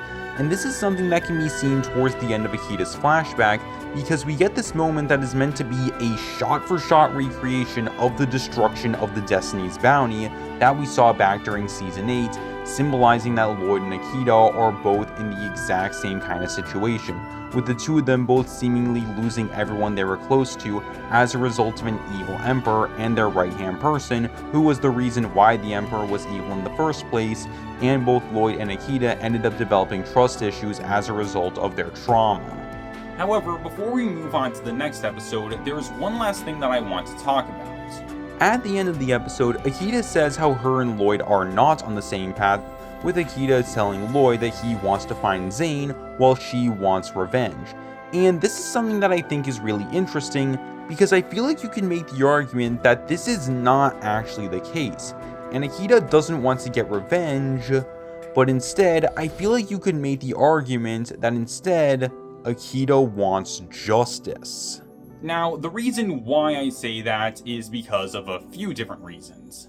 For starters, I feel like Akita's reason for wanting to fight against the Ice Emperor and Vex is more noble in comparison to other Ninjago characters who want to get revenge, such as Moro, Harumi, Asphira, and more, given that Akita is fighting because all of her people were attacked and essentially killed by one of their own, and Akita was really traumatized as a result of this. Not to mention, during the first episode, we find out what the Ice Emperor has done to the Neverrealm as a whole, and how much the people have suffered as a result of his actions. And this connects into another major reason why I think Akita actually wants justice, and it's that Akita is putting other people before herself when it comes to her reason for fighting against the Ice Emperor and Vex. All throughout the Ice chapter, whenever Akita talks about fighting against the Ice Emperor, she always brings up other people such as the residents of the Neverrealm and the Formlings, showing that when it comes to Akita, even though she is fighting against the Ice Emperor for what he did to her, Akita is also fighting against the Ice Emperor because of what happened to everyone else in the Neverrealm and how much they suffered as a result of his and Vex's actions. And this is interesting because when it comes to a lot of other Ninjago characters who want to get revenge, they are often doing it because something bad happened to them specifically. Even if other people were affected by the same bad thing, they will often only think of themselves and how they were affected. Meanwhile, we see that Akita is putting others before herself, and she is essentially doing what she is doing to try and help out everyone in the Neverrealm. Finally, one last reason why I think Akita wants to get justice instead of revenge is because, unlike basically every other Ninjago character who wants to get revenge, not only does Akita let go of the idea of revenge, but she also doesn't let the idea destroy her either, and this is something that I'm going to talk about more later on during the video. So, like I said earlier, when it comes to Akita, I feel like you can make the argument that she doesn't actually want to get revenge, but instead, she wants justice for what the Ice Emperor and Vex has done. And I think this is interesting because something that we often see in media is a character saying that they want justice when in actuality they want to get revenge. But with Akita, it's essentially the opposite, which I think is pretty cool. After this, we then have the episode My Enemy, My Friend, and during this episode, we get one of my favorite moments in the entire season, with Lloyd and Akita talking outside of the Ice Emperor's fortress. This is a simple but effective moment because I feel like it's able to do a good job at showing off a few different interesting things all at once. For starters, this moment shows us the character development that Lloyd and Akita have gone through, with the two of them talking to each other more, and Akita being in her human form, showing us that Akita has gotten more comfortable with being in her human form around other people. But another major reason why I like this moment is because it shows us a nice and sweet moment between Lloyd and Akita. These two have gone through a lot of pain and trauma prior to meeting each other, and the two of them were definitely suffering from a lot of PTSD. However, over the events of the season, we see the two of them working through their trauma and finding a way to overcome it. So, seeing a moment with these two spending time with each other and genuinely being happy in each other's presence, I think that's really great to see. And I think it's really great seeing the two of them talking, smiling, laughing, and just having a good time together. I think it's really great. We even get this one moment where Lloyd offers to take Akita back to Ninjago, and when Akita is worried that she will be all alone, Lloyd reassures her that everything will be fine, and he even manages to make her laugh, which is something else that I really like. Although, when it comes to this moment, I feel like it relates into something else really interesting with Akita, and something that we see with her during the events of the Ice chapter, and that is the different versions of Akita that we see during the events of the season. To be more specific though, I feel like there are 3 different versions of Akita that we see during the events of the Ice chapter, with each of them representing a different state that Akita is in during the season. The first version of Akita that we see is the young version of her that we see during the last of the Formlings. It's a version of her that was happier and had a more hopeful and positive view on the world. But all of that changed during the attack on the Formling village, and everyone in it was frozen and essentially killed. And as a result of this attack, we see the creation of the second version of Akita, the one who has been affected by the pain and trauma associated with the attack, and the one who hides in her wolf form as a result of the isolation that she was in, and the trust issues she gained after being alone for so long without anyone by her side. And during the episode The Last of the Formlings, we even get a chance to see the exact moment when this version of Akita was created. It happens during the attack when Kataru goes to fight against Boreal, and Akita says, Please. At this moment, Akita is faced with the possibility of something either good or bad happening. Either Kataru doesn't fight and the 2 of them can escape from the village and survive, or he does fight and he either gets hurt or worse when he goes up against Boreal. And as we know, this is what ultimately happens when Kataru fights. He gets frozen and Akita is left all alone in the world, and we see her crying for the first time. And after this moment, we see the version of Akita that we would see for most of the Ice chapter, with her being affected by the trauma and the trust issues that she has been experiencing for so long as a result of the attack. However, in this moment, we see the creation of the third and final form of Akita, the version of Akita who found a way to overcome her trust issues, let go of the idea of revenge, and regain the optimistic and hopeful view she had on the world when she was younger. Essentially, this is a version of Akita who found a way to work through and overcome all of the bad stuff that she had gone through during her life, and it's a version of Akita that found a way to let go of the past and move on into the future. And during this moment, we see the creation of the final version of Akita when Lloyd talks about her going back to Ninjago. Once again, we see Akita being placed in a situation where there is the possibility of something either good or bad happening. Either she goes back to Ninjago and she is all alone once again, or as Lloyd points out, You wouldn't be alone. You'd be with us. So again, Akita is faced with the possibility of being alone, but Lloyd assures her that this will not happen and she won't be alone. And not only does this cause Akita to smile, but when Lloyd brings up the chickens, he's even able to make Akita laugh, showing us how happy she is in this moment. And this is where we see the creation of the final version of Akita, with her knowing that she wouldn't be alone anymore, and there would always be at least one person out there who would make sure that she would never be alone ever again. After this moment though, Boreal shows up, and Lloyd and Akita fight against him. During the fight, Lloyd gets captured, and then we don't see Akita for a while, until the episode Once and For All, and we see a few interesting things happen with Akita during this episode. For starters, we get a chance to see more of her character development, with Akita being in her human form more, and only turning into her wolf form to hide or when it's absolutely necessary. And Akita ends up showing her human form to multiple people during the episode, showing us how much she has grown.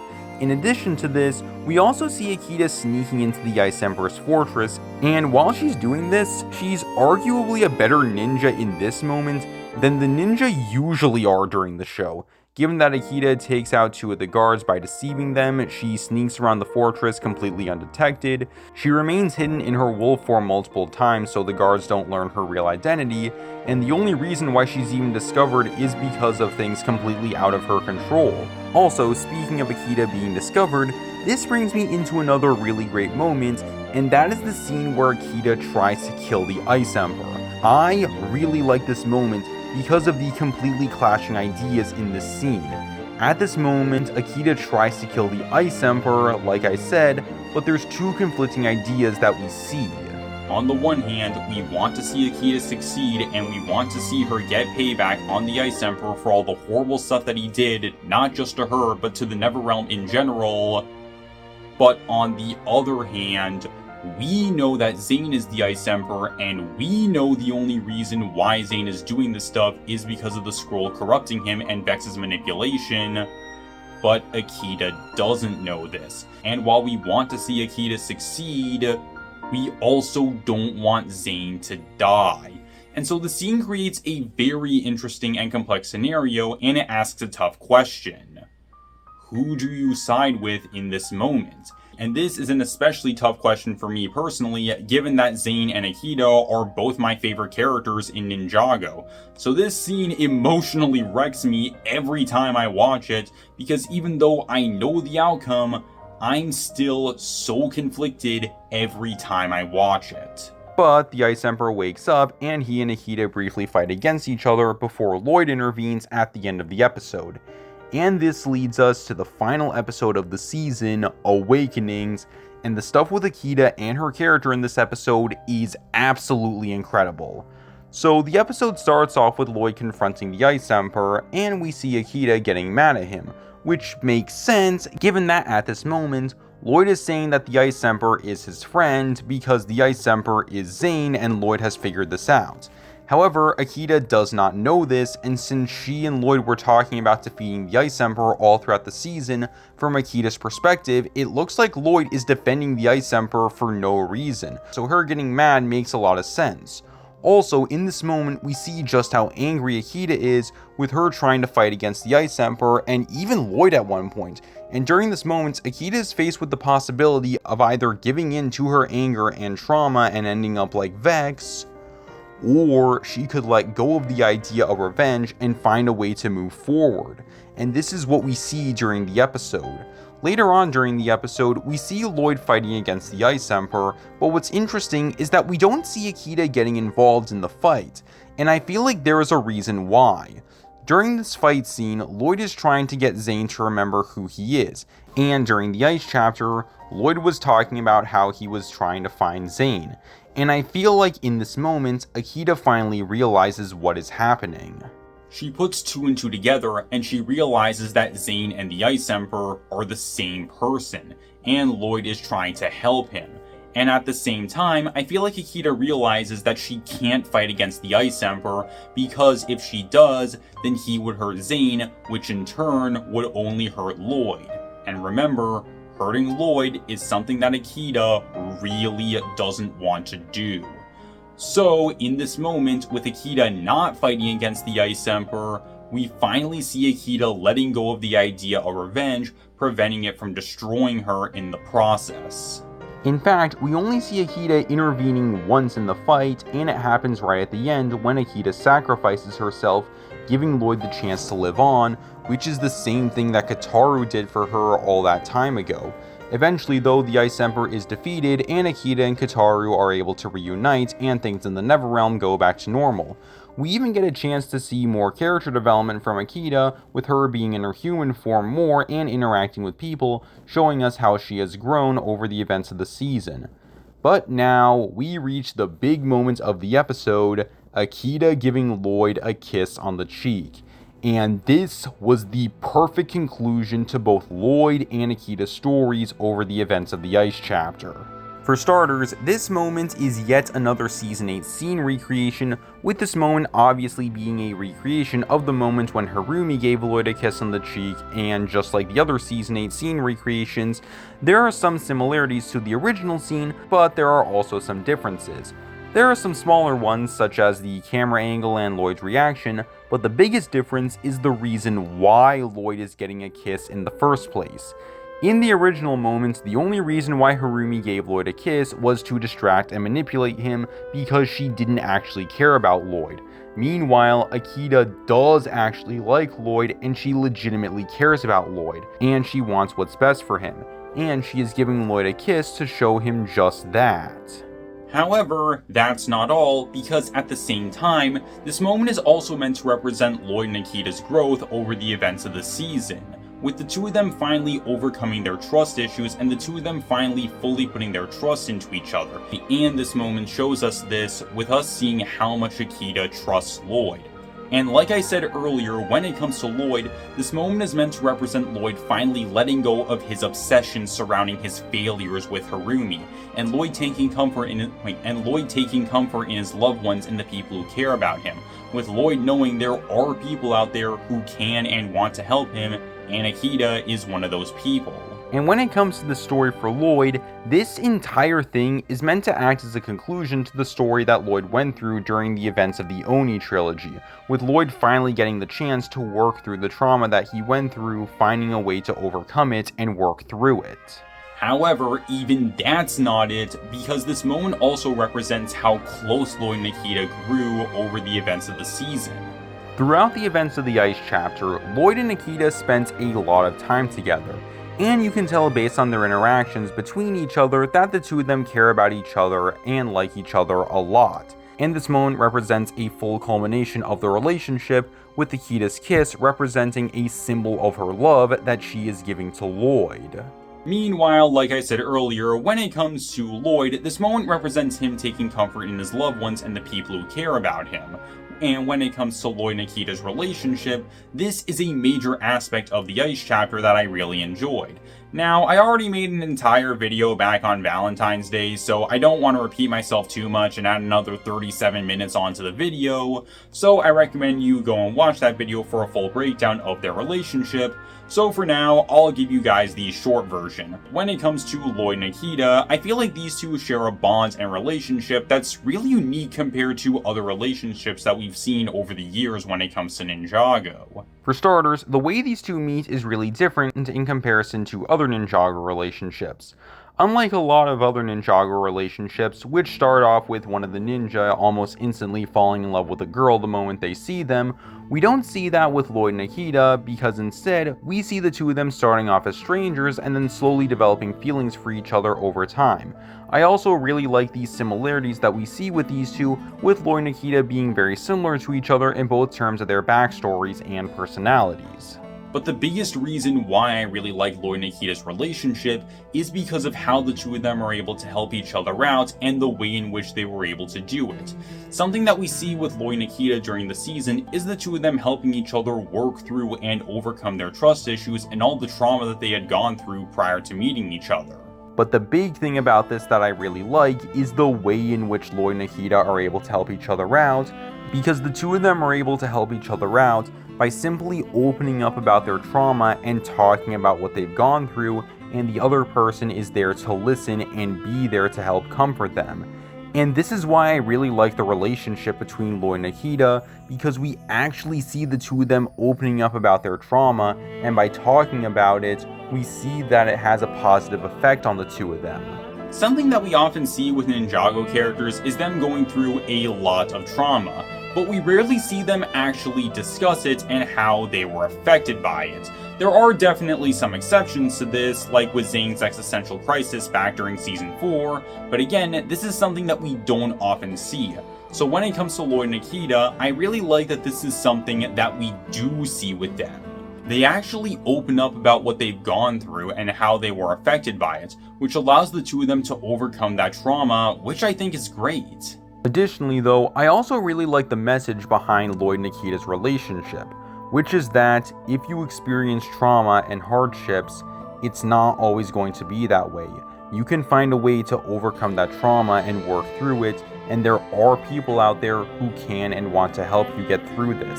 And over time, things can and will get better.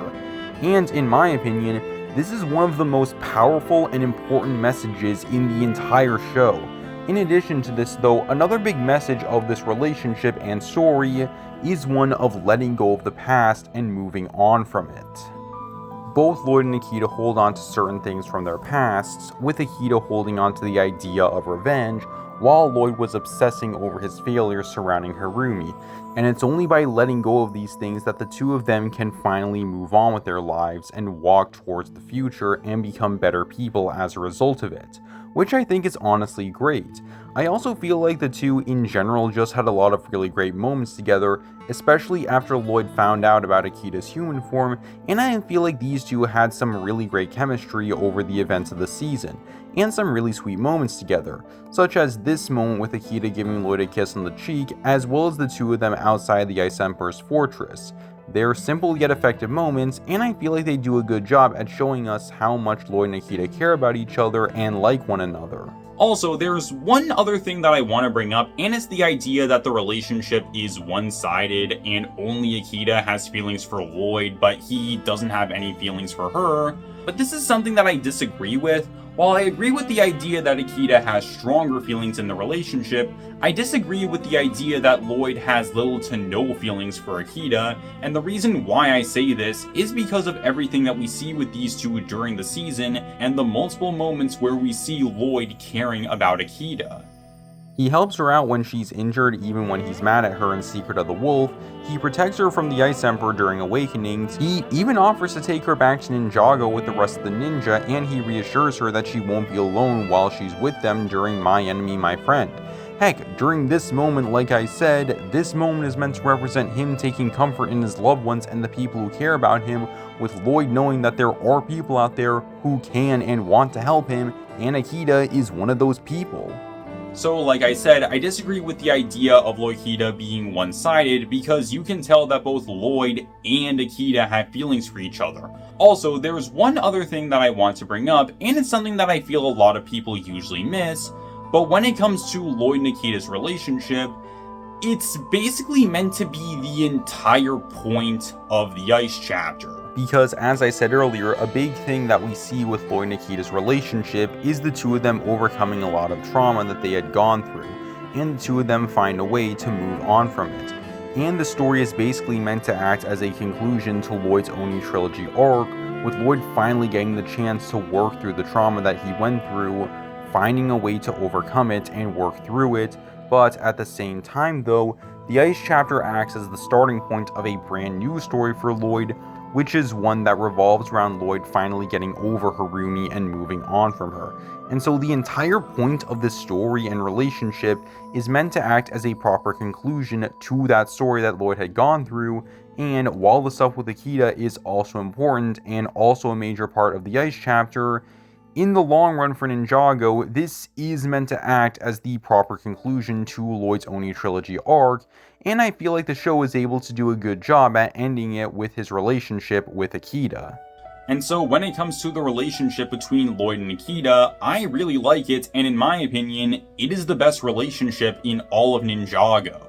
So after this moment, Lloyd goes back to Ninjago, and we see that Akita is upset about this, but Kataru cheers her up, and the two of them go running through the forest in their animal forms, and at this moment, the show sets up the idea of Akita's return, and this is something that I really like. It shows us that even though Akita's story for this season is concluded, it doesn't mean that her story as a whole is done, and there are still more potential stories that could be told with her, which is something that I do like. And the Ice chapter comes to an end with Akita talking about the idea of seeing Lloyd again, ending the season with the line, Never is a very long time.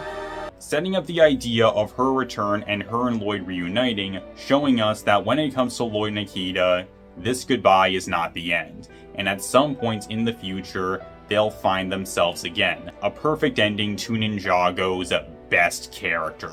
But before I end things with Akita, there's two other things about her that I want to discuss. For starters, something interesting that I noticed is that when it comes to Akita, is that I feel like you can make the argument that she's not a side character in the Ice chapter, but instead, she is one of the main characters of the season. Now, the reason why I say that is for a few different reasons. For starters, we have the episodes. There are 13 episodes of the Ice chapter, and Akita appears in 7 of them. This means that Akita appears in over half the episodes, and in each of them, Akita plays a large role of some kind. And she even has an entire episode dedicated to her and her backstory. Akida's story and her dynamic with Lloyd is also another big reason, given that it gets a lot of screen time and focus during the season since it's a central focus of the season, and it has a big effect on both of the characters. Akita also gets a lot of character development during the season, and she arguably gets more than most of the ninja except for Lloyd. Additionally, she gets more focus in the season than most of the ninja, again, except for Lloyd. Heck, on the main poster used for the Ice chapter, Akita is the most prominently displayed thing on it.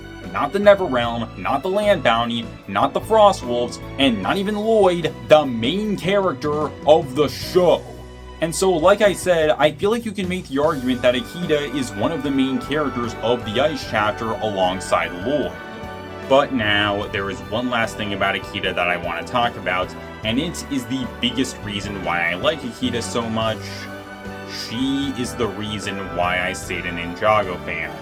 This is something that I brought up in some of my videos, but I still want to talk about it. So, after watching Season 8 and the first episode of Season 9, I went into my Ninjago Dark Age, and I stopped watching the franchise for a while. That was until I started to watch some Ninjago clips on YouTube, and I saw some clips of Akita, and I liked what I saw. I liked her character, her story, her dynamic with Lloyd, and more.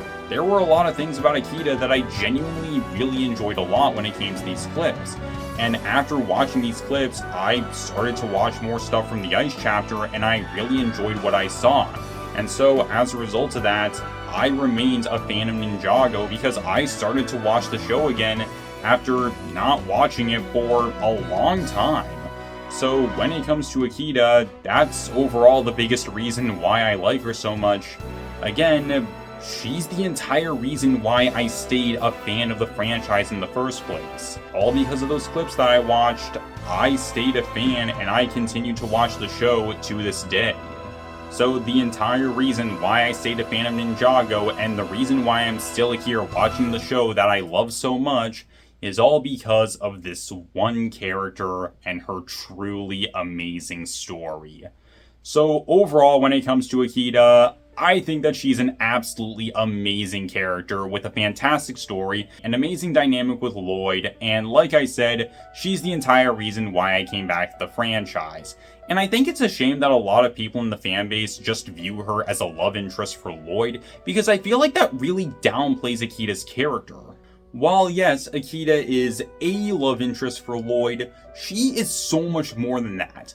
Akita is a legitimately interesting, well-rounded, well-written, complex, multifaceted, and enjoyable character who I feel is really unique in comparison to a lot of other characters. And honestly, I hope that this is something that more people realize so more people can see just how amazing Akita really is. And so, like I said at the beginning of this section, when it comes to Akita, I love her and she is one of my favorite characters in all of Ninjago.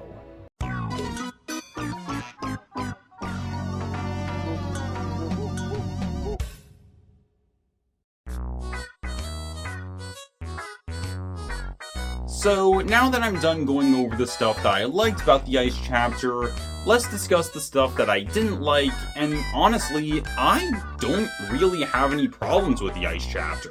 The closest thing that I have to a problem with the Ice chapter is Jay not getting a story, and that's it. But even then, that's not a big issue to me because I feel like Jay has some really great characterization in the season, and the immediate next season, Prime Empire, is a Jay-focused season, so he gets more to do, which I honestly think is great. But overall, again, I don't really have any problems with the Ice chapter, and I genuinely feel like on a subjective and objective level, there isn't anything bad about the Ice chapter, which is something that I can't really say about any other Ninjago season. And so that's pretty much all I got for you guys. In conclusion, I really like the Ice chapter. I love so many things about this season. The story, the characters, the episodes, the music, the visuals, and so much more. This season means so much to me, and like I said, I feel like this is basically the only Ninjago season where I don't have any problems with it. In fact, unlike a lot of other Ninjago seasons where the more I think about them, the more I realize there were certain things about the season that I didn't like or thought could have been done better, When it comes to the Ice chapter, the more I think about the season, the more I like it, and the more I realize there's something else about the season that I enjoy. In fact, while I was writing the script, I added in more things to earlier sections because I realized that there was something else that I enjoyed. And so overall, when it comes to the Ice chapter, I genuinely feel like this season is a masterpiece and the closest thing that we've ever gotten to a perfect Ninjago season. And when it comes to the Ice chapter, this season is the reason why I came back to the Ninjago franchise and stayed a fan. So on an emotional level, this season means so much more to me than any other season. And so no matter what happens, and no matter what anyone says about the season, my opinion on it is never going to change. This season is why I stayed a fan of the franchise, and no one is ever going to be able to take that away from me. I love this season so much, and I always will. Thank you all so much for watching this video and making it all the way through, and an extra special thank you to everyone who's been supporting me when it comes to this video. Your support means so much to me, and I can't thank you all enough. This has been, and probably will be, the biggest project and video in the history of my channel, but in the end, I think it was all worth it. This season means so much to me, and I am so glad I finally got the chance to fully explain everything that I love about the season and share it all with you guys. And again, thank you all so much for watching this video, and that's all I got for you guys. So tell me down below, what do you guys think? Tell me what are your guys' thoughts on the Ice chapter. Tell me down below, and I hope you guys enjoy. And again, thank you all so much for watching this video and supporting me through the process of making the whole thing. Later guys, this is Dimension Master Studios, signing off.